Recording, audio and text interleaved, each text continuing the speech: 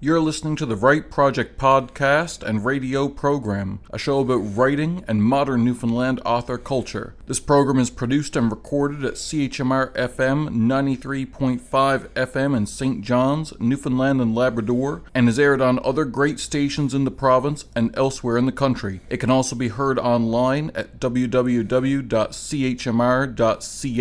I'm your host, Matthew LeDrew. Welcome to a very special episode of the Write Project podcast. Today, we've got a host of authors on to answer one of the most frequent questions that's asked of any author. We're asking them, what is your writing kryptonite? What can just stop your writing progress dead in its tracks? And today to answer, we have on a variety of different authors. First, Kelly Power, president of the Writers Alliance of Newfoundland and Labrador, as well as contributing author to Chillers from the Rock and What's Written in the Ladies. What is your writing kryptonite? Like the thing that's like, nope, okay, well, I guess I'm not writing today. A sunny day that's warm. Yes. So I'm very lucky to live in Newfoundland, which means I have all kinds of days I can be writing. Yes. On a sunny day that's warm and I have the day off, honestly, I'm not going to be happy. And I've got to make my peace with that, because either I'm going to stay in and write and get a bunch done and go to sleep feeling depressed that I didn't enjoy this rare sunny day, or I'm going to go out and enjoy the nice sunny day and go to bed depressed that I didn't get my word count in. Exactly right. There is no happiness for me. I understand that completely, and I struggled with that during these last few days we recently had that were very warm, and fortunately I had actual consulting work I needed to do, which doesn't respect sunny days, so that kept me at the computer and allowed me to poke away at some writing as well. But yeah, that's my kryptonite. Thank you very much. Next up we have Helen Escott, author of Operation Wormwood from Flanker Press. What is your writing kryptonite? Like, what is the thing that can just make you stop writing? Kids. Interruptions. That's what it is. It's just, as a writer, it's not a 9-to-5 job. You just can't go down at 9 o'clock in the morning when everybody leaves and start to write. It normally comes to you 2 o'clock in the morning, or 3 o'clock in the afternoon when you got to make supper and things. So it's so important to capture an idea, because it's fleeting and it just leaves you. So you kind of got to write it down when it happens. And I'm use my phone now to just kind of send myself an email, and I'll just voicemail it. Of course, by the time I get it, autocorrect always changes my accent to God knows what, but I'll usually be able to pick it out. But I think it's just the constant interruptions. And I know writers who'll say, J.K. Rowling says she'll rent a room in a hotel and she'll just stay in there for days. And I understand that, and I wish I could. But I think it's just the interruptions of daily life, of interrupting that idea, and, and then it's gone. I've got the engine office that I just sit in, and it's just, there's no distractions, there's no toys, there's no nothing. Yeah. It's just sit, laptop, write. Yeah, it's so important to have that space as a writer to where you can close the door and just say, please don't interrupt me. Yeah, absolutely. Thank you very much. Next on the line, we have Chelsea B., author of London Calling and Christmas Mornings. What is your writing kryptonite? What is the thing that, like, if this happens, you're not going to be writing today? If I get too drunk. Okay. Am I allowed to say that? Yes. Because I love having one glass of wine and then writing. That's when I'm also very productive. It's like Friday night, all my friends are out doing something fun, being young 20-somethings, and I'm at home writing and having exactly one glass of wine, because on the second, it's not going to go well. I can't do that. I wish I could. I know a lot of authors that can just sit with, one drink and write. I can't. Like, even at half a beer, my productivity is gone, and the sentences that come out aren't sentences. Like, it's just, it's not good. I do, however, write with way too much coffee. Oh, yeah, I do that too. Just depends on the time of day. Yeah. Thank you very much. Next on the line, we have John Dobbin, best-selling author of The Starving. What is your writing kryptonite? Like, what's the thing that can stop you from getting any writing done today? Is it your kids? Most times, yeah. It's my kids, or if I'm feeling sick or tired, like overly tired. Yeah. That's the only thing that really stops me lately. Yeah. Kids are...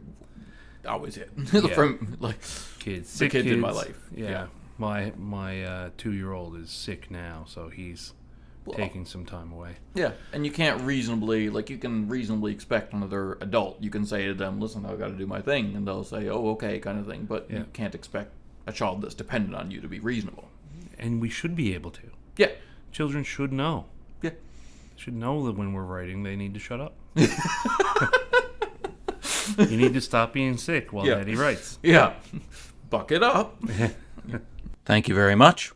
Next on the line, we have independent author Jeff Calend. Jeff Calend, what is your writing kryptonite? What is something that can just stop you from writing dead in its tracks?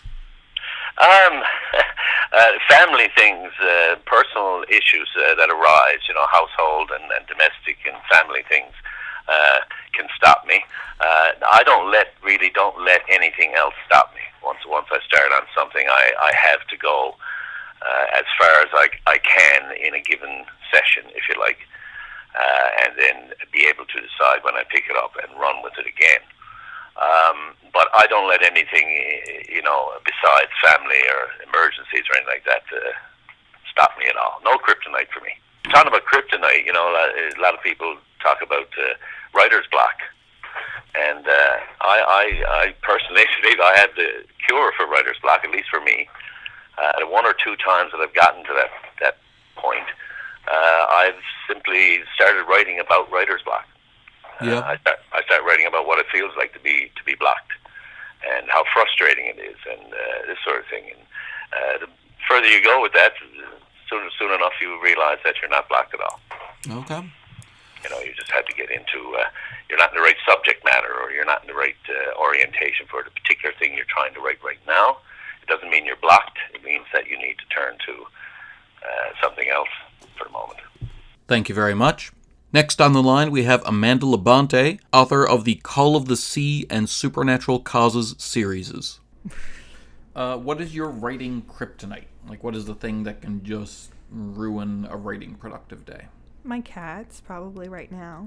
And anything, like, coming up with the kids. Like, we'll just throw, actual, life getting in the way will throw my day. I don't think that anything within my control really will. I think it's when stuff out of my control happens, and that bothers me because I like to set up my day. I think we write because we want control over our world. Yeah. So we have control over our writing world, and I think when things come in from the outside and mess that up, that even if it's something small, like having to stop in the middle of something that I'm doing and then go do something else, I can't always get back to it. So yeah, I think things that I don't have control over really bother me. No, that's absolutely fair. That makes perfect sense. I think that's the most common answer that we're getting for that one is yeah. Thank you very much. Next on the line, we have Tie-On Collective author Susan McDonald. Susan McDonald, what is your writing kryptonite? What is one thing that if you are writing, if this thing happens, or if this thing comes up, it will stop your writing dead in its tracks? The dogs needing to go out. That's interesting. If there's nobody to take the dogs out, I have to take the dogs out. And they don't wait. I have 3 big dogs. Interesting. That sounds really silly, but... No. But, as I said before, I can procrastinate really well. And so I have to be really careful because sometimes almost anything could be kryptonite for me. If I'm really not into it, I'm forcing myself, I'm forcing the words out, I'm typing really slowly, nothing seems to be working, I'm not sort of in the zone. It doesn't take much to knock me off the rails and I'm done. Yep. So, yeah. That's fair. For me, it's a stray text. A stray text can just... yeah, you gotta turn that off. You gotta turn that off on the... Oh, that's I do, terrible. but the rare time you forget and you're really into it and someone's like, beep, beep, and then you flip it over and it's something you can't ignore and it's like, oh. Yeah. Yeah. Thank you very much. Next on the line, we have Candace Osman, best-selling author of Dark Tides and Killer Me. Candace, what is your writing kryptonite? What, if you're writing, what can just stop that dead in its tracks? Ugh.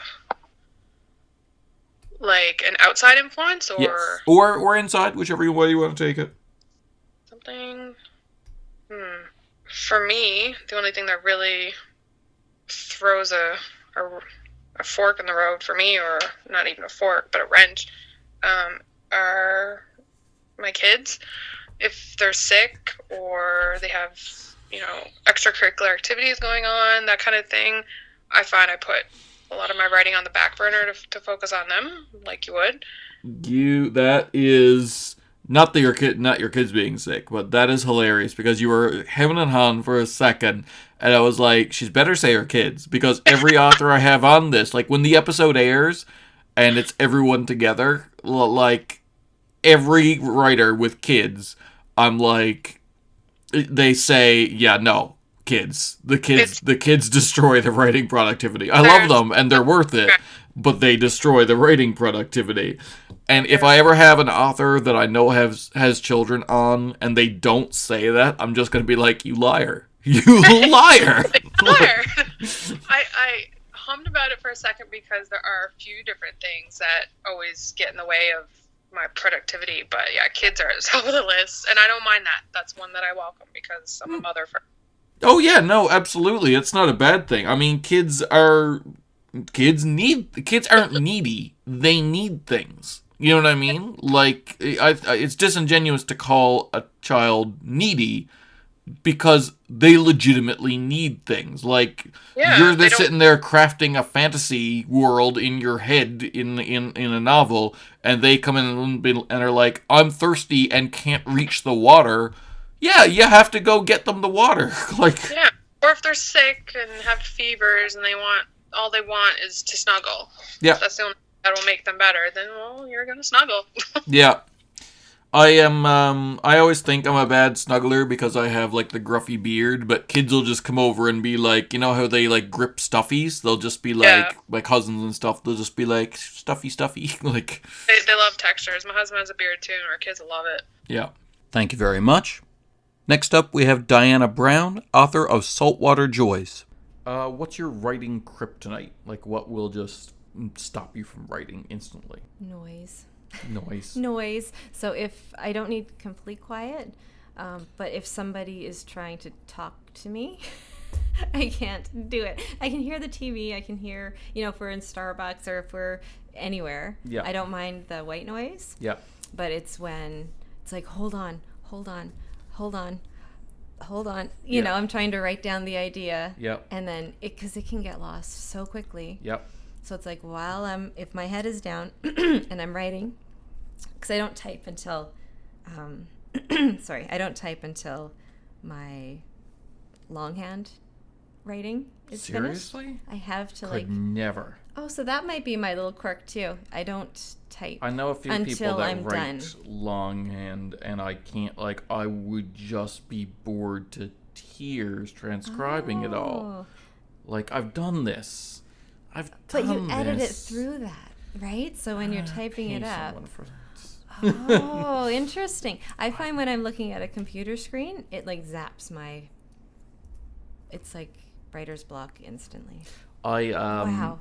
Get very, but when this might be situational, but when I write or draw, because I used to love drawing, and some of the kids that I teach will request an image every so often, and I'll get 3 done, and my hand will start to cramp up. I worked for a long time doing data analytics and stuff like that, so I was at a computer, and I find if I'm doing a book signing, that simple act of just signing books, after an hour, there's pain.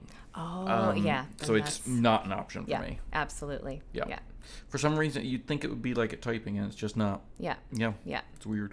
I've never understood that. For a couple of friends of mine do the longhand writing too, and I'm like, no. No, I would read it and second guess myself all the time. I'd be like, oh, that was horrible. Easier to piece I don't know. Although I guess you could just copy and paste, but... Yeah, I think it's just the way Yeah. Brainworks or something. That's fair. But yeah. I've also got this cool little Chromebook that I can bring anywhere. This cheap little thing. I use a Chromebook too. I know, it just uploads to the cloud, and then you don't have to worry about losing it. It's on the cloud. I cloud love is beautiful. my Chromebook. That's what I brought with me. Thank you very much.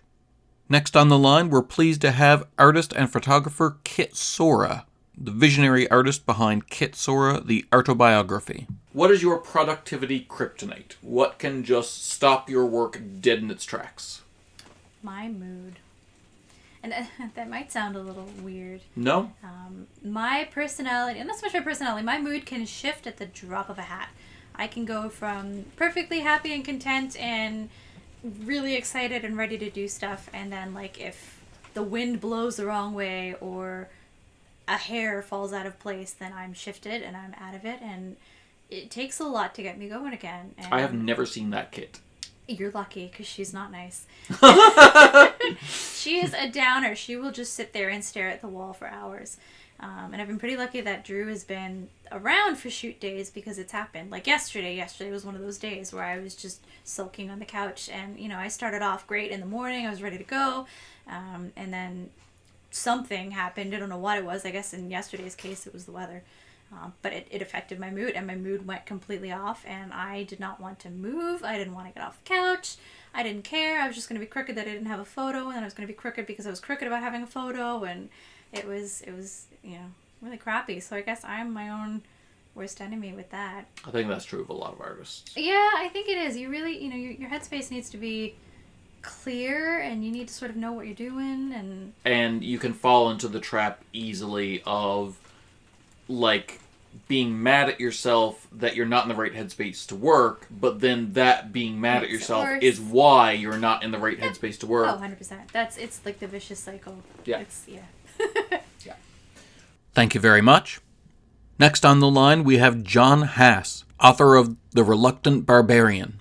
Personally, John, what is your writing kryptonite? If you're writing, what can just stop that progress dead in its tracks? I guess my kids. I was about to say, I'm always shocked when parents don't say children, because you love them, but that is the most honest, because kids have no boundaries. It's just knock, knock, knock.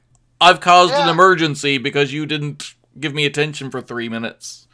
Yeah, exactly. Yeah. I'll be downstairs and I'll be writing, and I'll have my headphones on, but then if I can hear them, it's like, okay, I got to go and take care of this. They're playing Fortnite and they're arguing now. We've had different experiences, because usually when I'm with children, it's fine until I don't hear them. You ever have that moment? Oh, yeah. Where you're like, "What? Oh, it's so nice and quiet. What's going on?"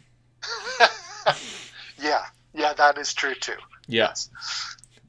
It's the two banes of existence when you're a parent. There's two evils. There's loud and there's silent. Neither is good. Neither one is good. Yeah. Yeah. Funny. Thank you very much.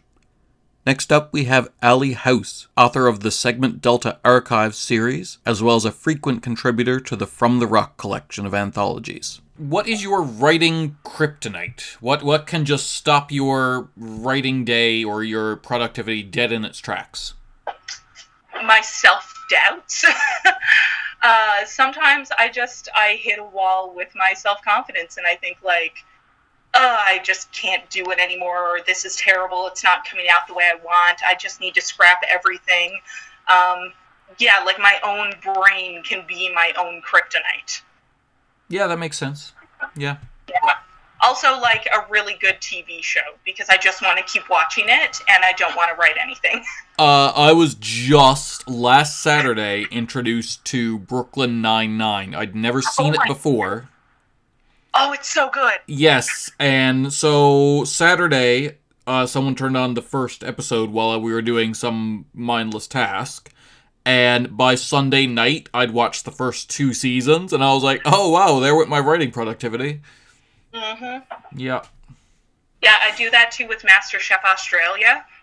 They have like 60 episodes a season, and the episodes are like an hour and a half long, and I cannot write. I need to watch that show. So, in your next book, if there are long digressions about food, like there are with George R.R. Martin, we'll know why that is. You'll know that I was super hungry at that point. You joke, but I quit smoking many years ago, but anytime there's a character in a book that's craving one, that is because I am in fact craving one.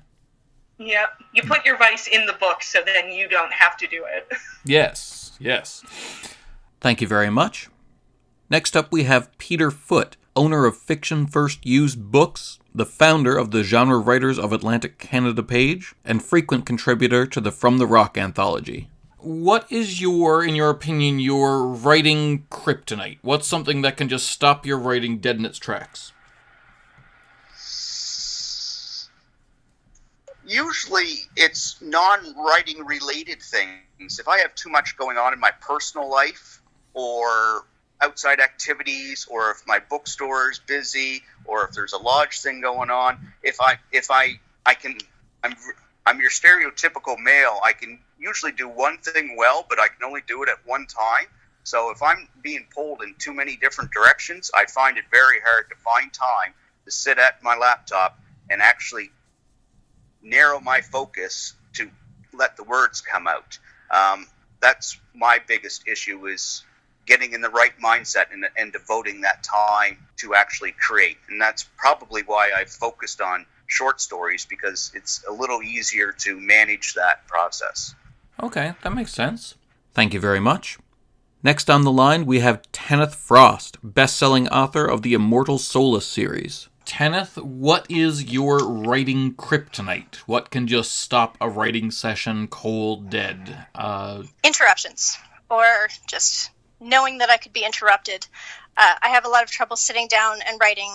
Say I have 30 minutes and then I know that somebody's going to be knocking on my door. Or I have an hour, but then I know that I have to get ready to go to an appointment. It's very hard for me to shift gears into or out of writing mode. So I guess that's probably my kryptonite, is just not being able to get into the writing mindset for short periods of time. I would probably get a lot more writing done if I could do that. Thank you very much. Next up we have Aaron Vance, Editor-in-Chief of Engine Books and the editor of the From the Rock anthology series. What is your writing kryptonite? What can just stop your writing dead in its tracks? Usually when I have to write a fight scene and I don't have it planned out in my head, that will stop me right in my tracks. Or when I have just written a really excellent one-liner and I realize that I have no idea what should come after that because nothing can beat that one. So I have to walk away for a while. Okay. So you out-saucy yourself. I think I'm a very funny person. And sometimes I make myself laugh while I'm writing, and if I've made myself laugh while I'm writing, I'm like, I can't beat that one, that's it, I'm done for the day. Okay, alright. Thank you very much. Next up we have Paul Carberry, author of the Zombies on the Rock series from Engine Books. What is your personal writing kryptonite? What can stop you from writing right away? You're allowed to say your kids. See, I can't. You can? I've actually written, stuff when Dana's wanted me to do stuff and just be like, honey, I'm busy, and... She's a really good kid, though. She even at 2, she understands. Yeah, so she can occupy herself, too, which is great, but, if I need a coffee... Yeah. Yeah, that just puts everything on hold. Yeah. The kids, obviously. Yeah. They need something, and, Well, kids change your hierarchy of needs. Right. Kids always have to... If you're a good parent, kids always have to be on top. Well, I probably wouldn't start writing when my kids are even awake. I try not to do that. I wait till they're in bed so that's that nice. I don't have to put my writing aside. That's good. But what could stop it? Maybe the NBA playoffs or the NFL playoffs. I'd probably take a break during that. Okay. Yeah. Cool. Thank you very much. Next up, we have Ellen Curtis, who serves on the Wannell board and is the author of the Infinity series from Engine Books, as well as the editor of the From the Rock anthology. What is your writing kryptonite?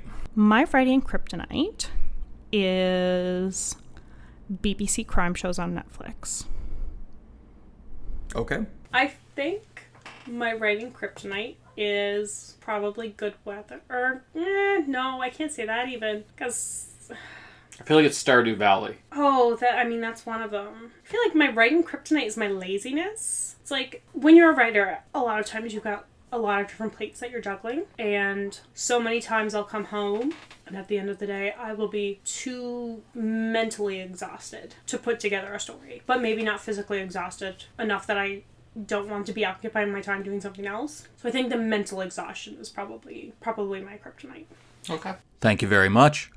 Next on the line, we have Brad Dunn, author of After Dark Vapors. What is your writing kryptonite? My cell phone, I will say. Getting distracted by Twitter or Instagram, my friends' group chat, just getting pulled into something else and losing my train of thought. That usually takes the wind out of my sails. Yeah, that'll do it. Thank you very much. Next on the line, we have award-winning children's author Sheila Lukens. Just something that can distract me from writing. Yes. Everything under the sun. Writing is hard work, so any little distraction is always taken above sitting down and getting to it. Thank you very much. Next up, we have Bridget Canning, author of The Greatest Hits of Wanda James and editor of What's Written in the Ladies. What is your writing kryptonite? What is something that can automatically distract you from writing? It could distract me from writing. Just obligations, like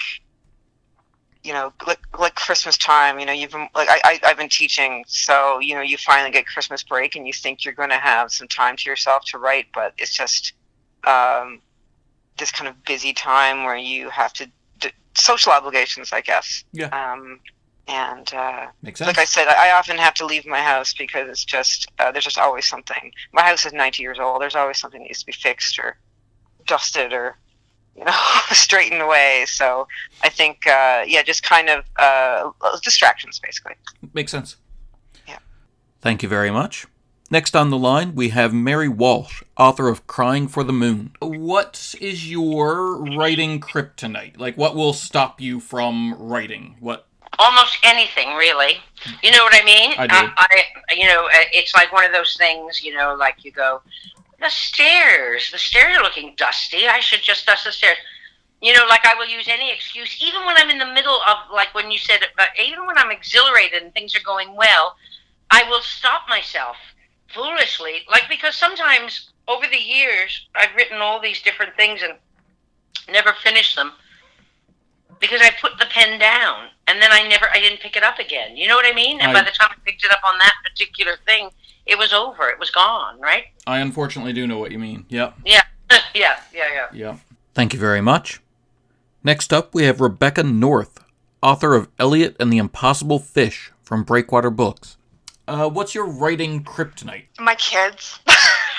They're definitely, and they're wonderful. I love them. I don't like to refer to them as kryptonite, but I have two small children, and it's hard to focus even when my husband will, take them out, or the grandparents will take them out, or they'll try to give me uninterrupted writing time, or they go to preschool or school or that sort of thing. But I'm always kind of thinking, I need to do this for them or do that for them. And it's a great way to procrastinate because you have to think, you're like, oh my goodness, I have to do this, and aren't my children the most important thing?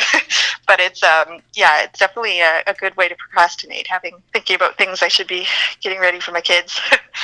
Absolutely. And they're the ultimate kryptonite because you, as much as you hate to say it, but you have to help them. It's not like if you have a needy friend and you can eventually go dude, leave me alone. I'm trying to do my own thing.